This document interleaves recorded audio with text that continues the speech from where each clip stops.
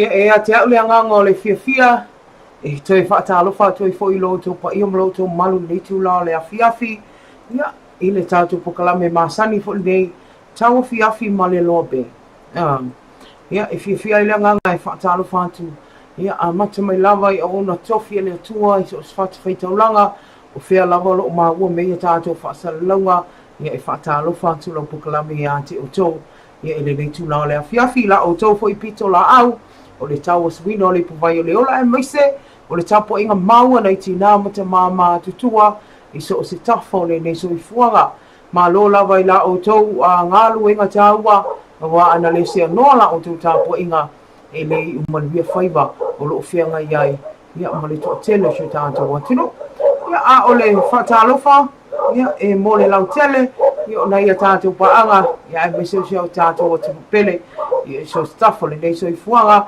ia o lo maua mai ai fasaloni e LOABAY Global Networks e a vea pea mau mana mea whaafonga ma lo le soifueli nei tūla o le afiafi ia le whamtātou o mai i le tātou pokalame masani i afiafi taitasi o a mai lo TAUAFIAFI ia upo le pese pe o le amataina i tātou pokalame ia o le whaafetai lawa i le sili ese ia o na o lana taitainga ia malana puipuinga whaatai ai le nofo mleanga leo le tua o le nei wa tātou toi whei loai ia ma le fia le nei tūla o le afiafi ma lo lava le tawatai ia au te loa ia au le i whaasolo tātou pokalame ia au le silafia ia e le umi lava le tātou pokalame le afiafi o na o nisi o tua noa ia whaalinga luenga ia ai o le mea sili o le tāua ia longo puia li i tātou atinu e mea lo whapeo na tupu awal pa pole e alu atu lava tātou news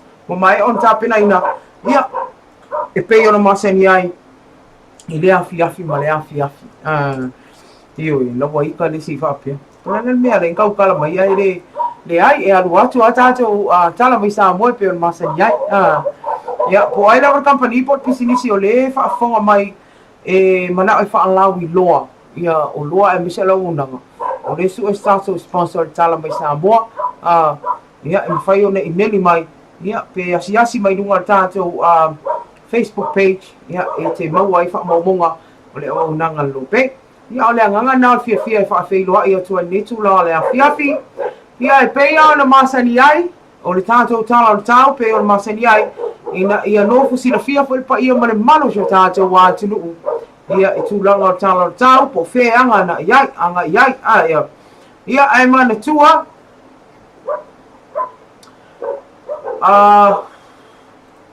o le tala o tau o lo tapina ina le ofisa va ai tau I lea tami le aso pe la o nei tala o tau ne fiafi ia tu ina mai le afo lima le fiafi nei aso lua aso valu ne Oketopa lua afes fumleiva o winga le tau o awo sa vili e feo lolo ma alo si o toa o loanga I le mata o polu o lo ufti ai pia sa moa ai pe tai so vaenga vai o fta ia ingo sa vili ma tibunga o loanga I madia mai lunga le atinu mai matu I sa e mo o polu I le po nei vaenga matu I sifo fa le fa pia nga I manono o lo fa pia mantala o tau e o fitia se vaenga le langi e au ma timo le ato uruva vasalo ai le vave au ai mo sa sa te sifo e au fiai ale pata sa fata si umu malefanga e au oi ni se o taimi mana timo le ai ai fa pesa vile fa ta o tua o loa mo sa vai a to la mai le pone e o fitia se vai ngale langi au ma timo o le ato uruva va solo ai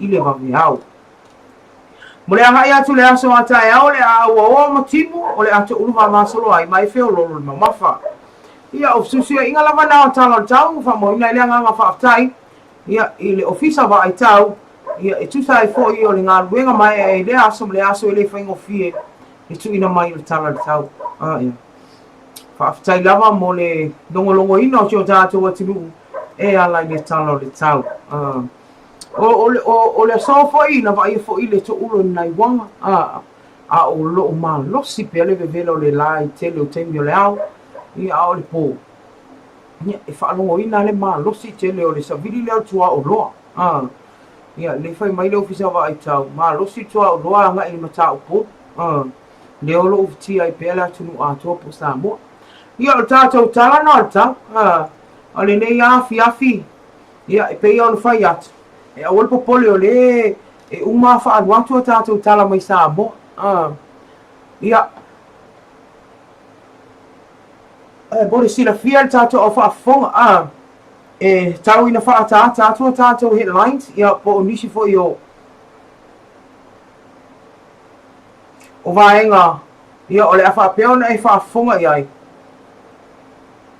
ia tato tala o tau ia e to mua atu ai a tato tala le po nei ia o le o whaamaunia mai le whaamalo lotu mau ia o fa malo lo le tu mau komisina fa pui ia po o le afionga ia taito sawa ia ai fa nga solo su enga le na fa malo lo le tu mau pe suspended carpenter ia ai fa nga solo su enga pe ma fo I se auna sa mai fa fo ia pango tau to ese ia I tan malala pe o na silfia ia le ana solo va la sa e pe o ne ila utiti ia fa pe ma anseko ia o le terminela ia lo fa adia le finga le dipalme e le umi la vaso suenga o le fa adia ia e tasi la volva so suenga ia ma amai una I loa ile o le fai unga la fai a mo le komisina o fale pui ia I tanu malala o ni se tato tala ia o le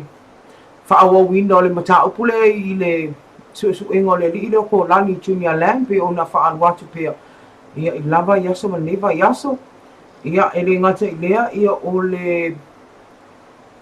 le unga li I tau le tua ia tau whaavalea ia e mani tu lua ma ele isaia ia lea na tu e tu lai nei ia lea ele mawhai ona o atu whamisinonga leo awe tu sai leo ia ma ua polo ina I loka ina se ia au dia vai esfo ele fionga I le li whamisino ia spulea I am perosa Roma ia o le auto o dua foi le ana faia me le au na ngalo pe ona o talan fa ia te ila ua ia na fai atu ai ai fe tau I o fa msinonga I le som ta no ai lam tau ia pe ta ile o le o atu ia le la o polo I nice to sai mo ila ua ma nei o e mani tu dua ma ele la waki I saia o le ngadi ile o lo tu wa ia I le maua o tupe a wala tau fa se ma tau fa valea e ala I se fanua ia le ala ile fai on tu ina atu ia se la tali luma fa msinonga se ia to e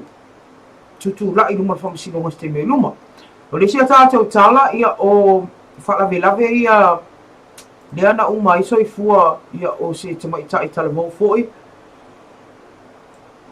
I funga lei le poles whareile ia ai le ngata I leo si alu al toto le totau sanga I sa va a whaafunga iai ia pe alu atu tātou tala mai Samoa ia le ngata I lea ia o se whalavelave foi le whaapea na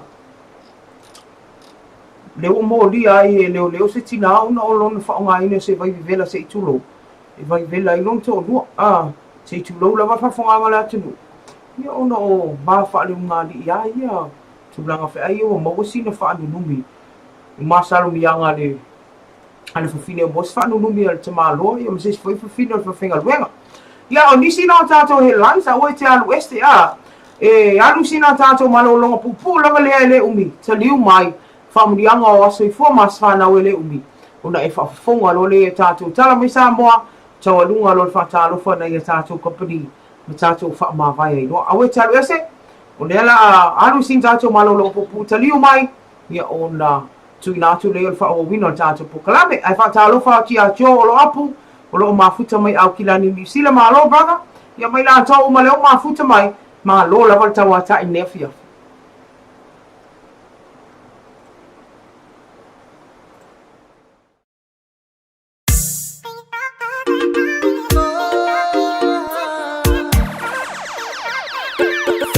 on the track.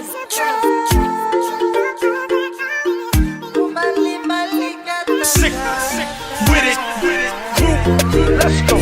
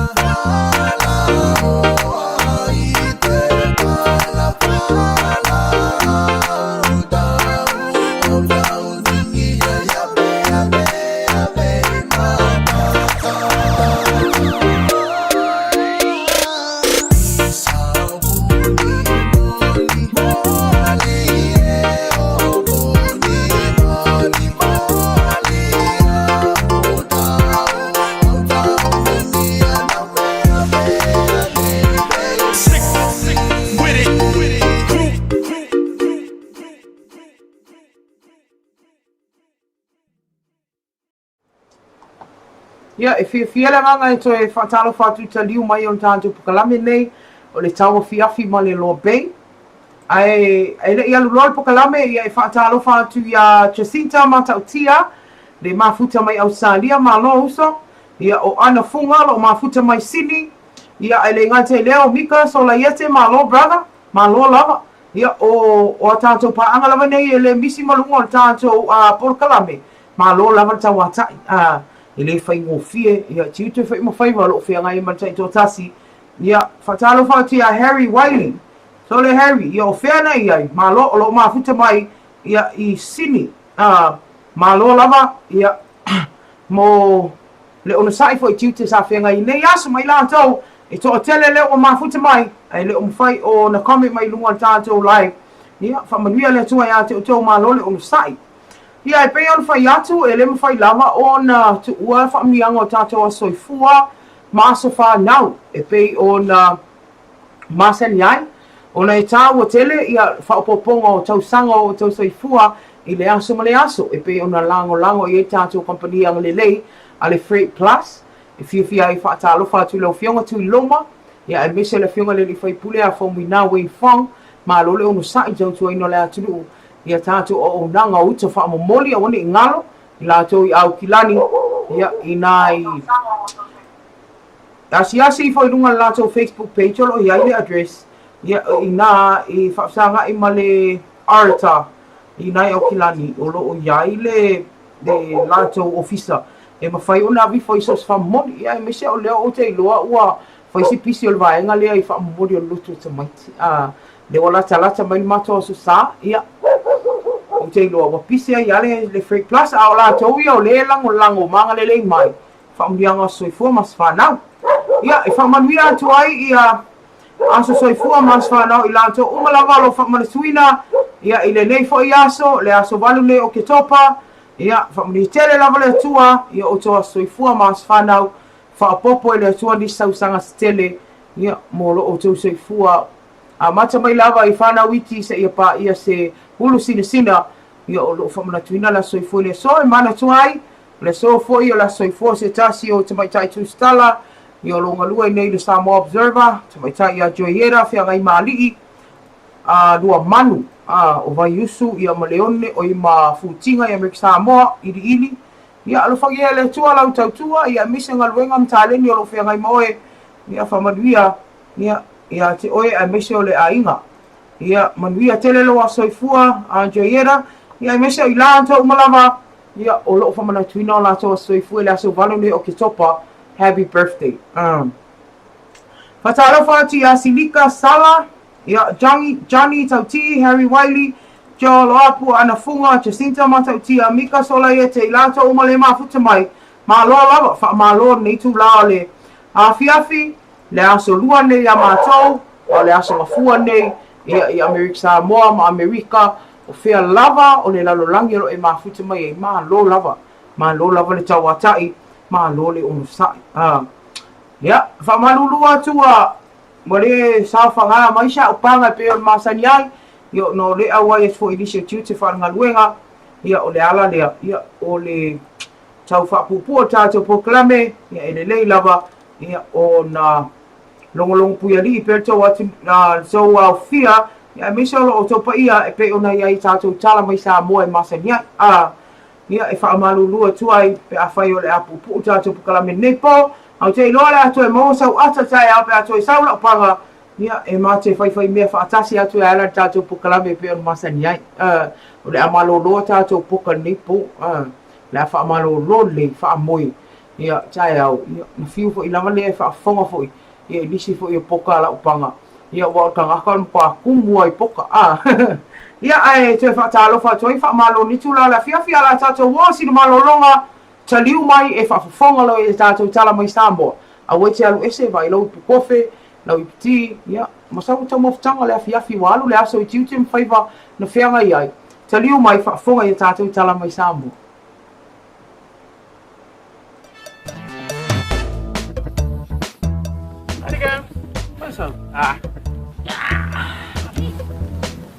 Aloha. What's that? Crikey, can I have a taste, mate? You know, a moly moly.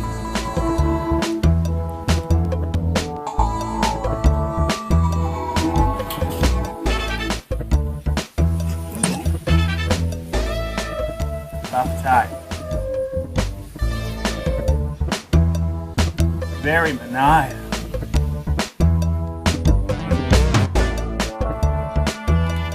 Hey, come on down. Papamu apa pun? Wah, Uma.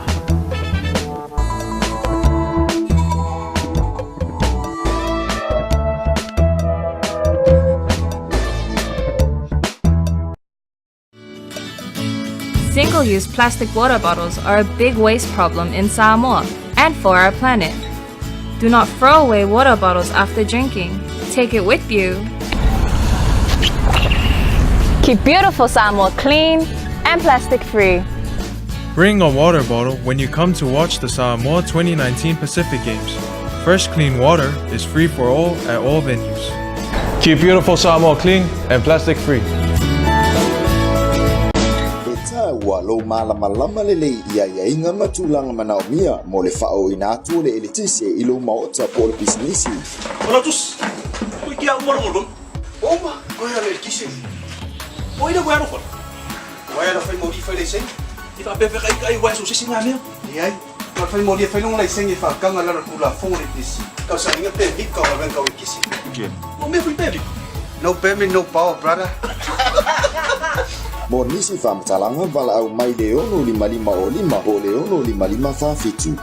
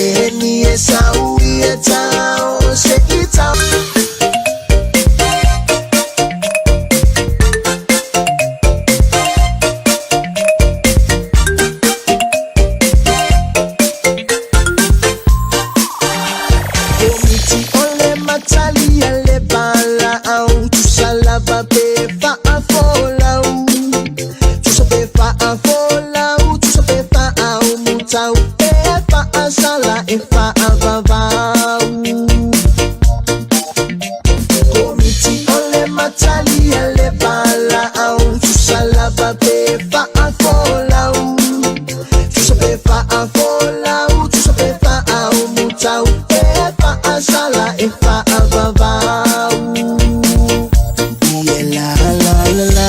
Ie la la la la. Ie la la la la. Ie la la la la. Ie la la la la. Ie la la la la. Ie la la la la. Ole pele ni esau ie tau. Se i tau tua ile malo.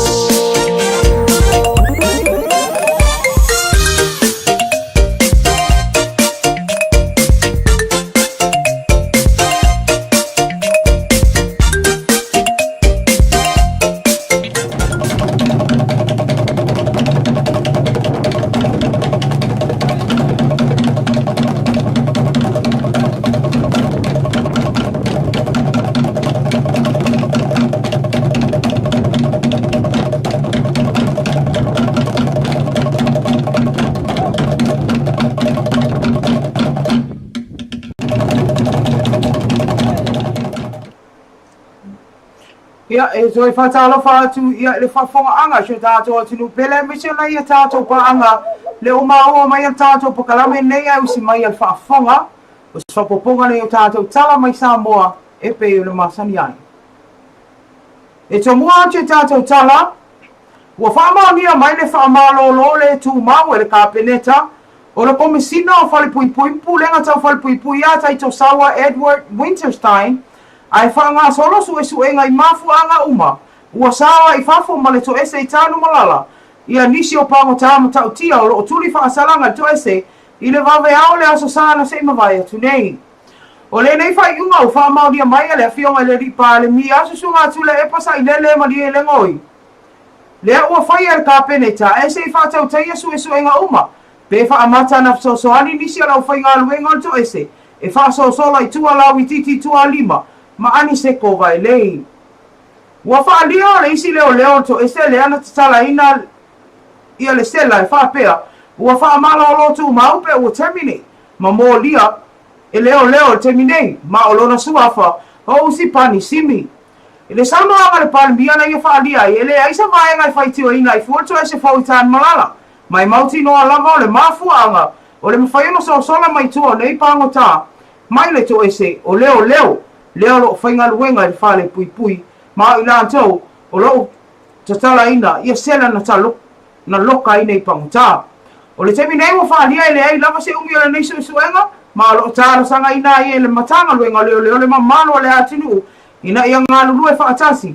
O le vaenga lava e vaai ai la ua nei o lau I titi ma ane seko, ia vave lava ono whaafsa o tai, so se ofisa o leo o la talatani. O le sai au nei le ana whaawa wina ele moni mau se tasi o sina ana tau si tama I a sao Justina sao le taimi a o soifua whaapea I malona to o lua leo lo mo lia I lona maliu I a ko lani Junior Lamb. O ia leo mea li I tala tu alangi le ana mataina tae o nei ia fisili. A le lo ia le ali o lo mo lia po o ko lani I a komiti Korea. E tu sai o le moni mau a mea li e pe ona whaia mo le tolu I tu la I le aso le nafi. Na mātele na tu ifsile Korea ia mea li e tusa o ana whaamtalanga ana whaia leo. Lea e mawai e lua ana whaamtalanga tu susia sa whaia po ana statement. O le isi na whaamawina o le aso ruas fultolu o Oketopa lua awhais fulvalu. Ai o le isi whaamtalanga o le aso lua o Novema o le tausanga lava o mawai. Sa fisiri gea Korea ia mea li ipe o le ana taimi le ana whaia ena whaamtalanga lona lua lea. O le taimi lea na whaalia e Korea ia mea li. O le mau e whaamaumonga. O le taimi lea na whaia ena whaamtalanga lona lua lea. O le taimi lea o nofo I a polima I a ingo Justina. Ina ia tau whaamasani ni whanau la I Justina I a polima. Aina ia tali I oi. Fesiligia e Korea ia mea li. Pe leo le mafua anga leo le whaia o le isi ana whaamtalanga lona lua. Ona na mauti noa lava na vili e se tanga le a ingo Justina leo. Ina ia toe o atu e au mai ia e whaia sana whaamtalanga. Peta I sate e nei mea li I atua inga. Whamtala ina mea li e whapea e nā te leilo ina pe e se ana toi ave lona lua I o ia e leo. e whai ala na whaamtalanga tustusia, e pei ona fsilingia ai e Korea. Masa afua la mafo ia na tali, i lunga o fesili na tui na atua leo ia teia, e tusa o whaatatan noanga o mane i lua. Na whaise tele o fsili a Korea nga ia mea li e winga ilana moli mau, matua ia ai, e leo wha maoni mea li ilana moli mau, le fasi so o e kolani o sau. Pei tae na whinau lava mea li o ia e tautala lava i mea, nava ai ia i ona mata. O nisi o moli mau e au fia ise e tasi o woma mai e toa wha a sau, e suafa ia tālei le sa aliki, le olo ingoa e lana tamateine matua ia tālei. Le ana ia whamasala ina i le vāvala lata tele o la maftanga masau au soifua mai. Na ia whamasala ina foi, o sao o sangata e tele ana fuafuanga na iai mo le lumanai, e le ngata i lea, e le ngata mo ia a o i lato uma po lato whainga ua i toa whalea, ai mai se ai lava, o si ana whanau e pele ia te ia.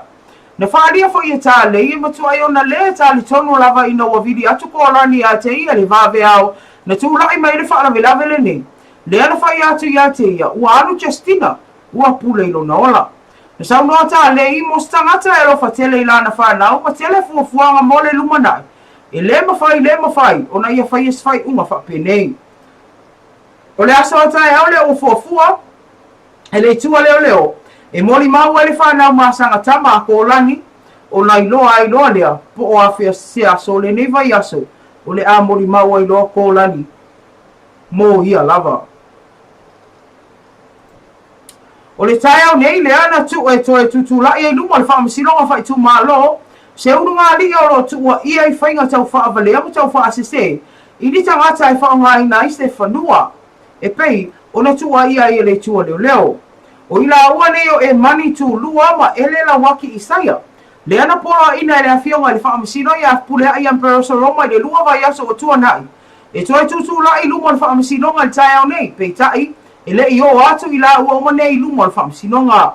Na pola ina ia le whaamasino nga se tusi sai mo ila ua uma nei, ma toi tau fia ilo i lalo le vainga leo se i au lia, le vai aso a sau. Lea ua toi tolo po i ai le la mata upo e fafonga ina ai.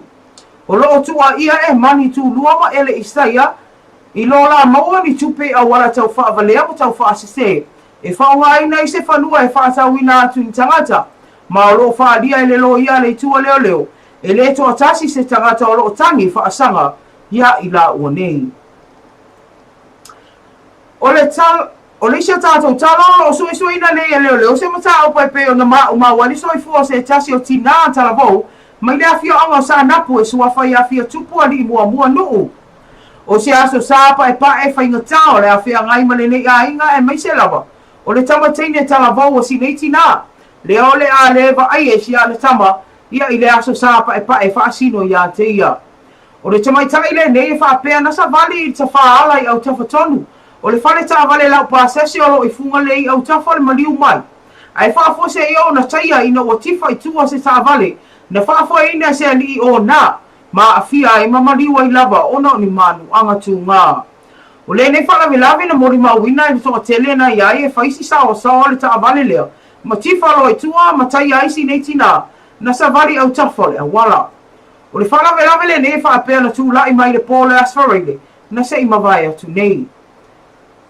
Ai o le asto na i fo i na se i mawai atu nei, le ua whaamaunia mai e na mau ai le ora se tasi o alu toto i tolu tau sanga, le matua mai se tasi o awhi au i sa vai, ina ua la vea i se sa vale le ora o sa idia pe leo temine, le avi ta vale.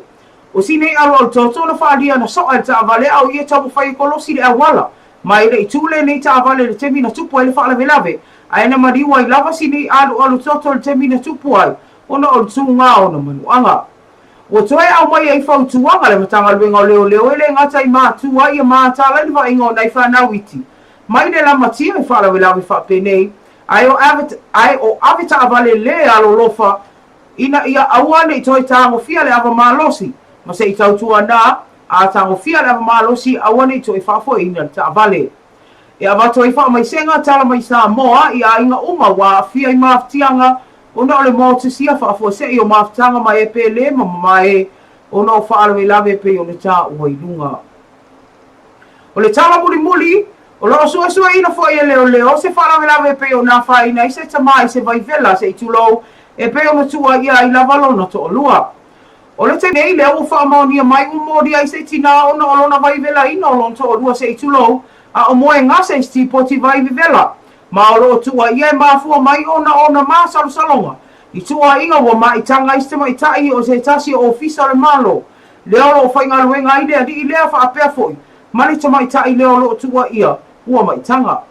O le fala vela ve o fa mani le o modi ai le ni tina ma wa iluma fa masino ngale nei mata upu. I modi anga tama fa fa o le maliu I lona lava to alua.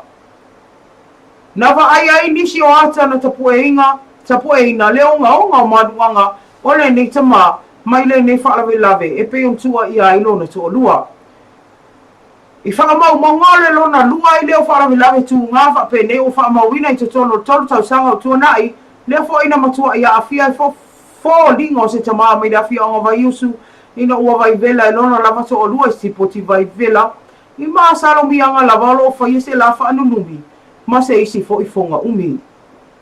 Ia le whafonga anga lo tātou o tinu ua e maise o na ia tātou pa anga o se tamawhainga nai ala sino o to tonga o tātou tala mai Samoa Ine nei fo I tūla le awhiawhi, ia e pei ona taumu whai, ia e tu ina atu pea, e longo puia li e sio tātou watinu, ma lo lava le ono sai, ma lo le tau atai. Pei ona whai atu, o le vaenga tāua lava leo, o pokalame o tātou tala mai Samoa, ine nei tūla le awhiawhi.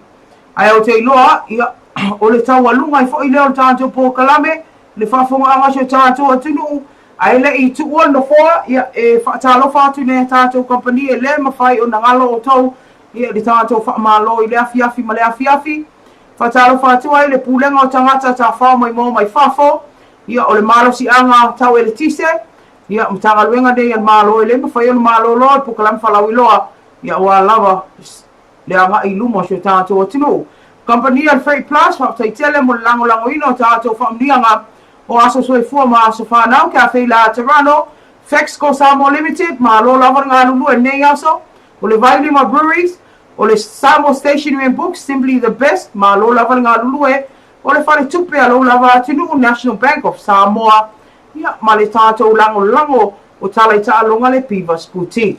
Ma lo lava ngā lulu e, ma lo le tauatai, ia ile nei fo I aso lua, ia talitonu ia ele o mafai lava o na malo lona ia tātou kapeni pisinisi ala I au nanga I se tu ina atu le atu nu malo le ngā lulue. Ia e pe ona whai atu ia e wha malulua tu ai ia o sa mawhainga nā ala I le tātou pokalame neko I tula le awhiawhi o le asenga ngana o le tautama li lau whafunga anga le atu pele ia e poto lava le tautai e sele nā tu yama ia o le nganga lava I o le tamawhaina ia longo lo o tau pa ia malo o tau mamalu e ala ia tātou pukalame whangasum solo.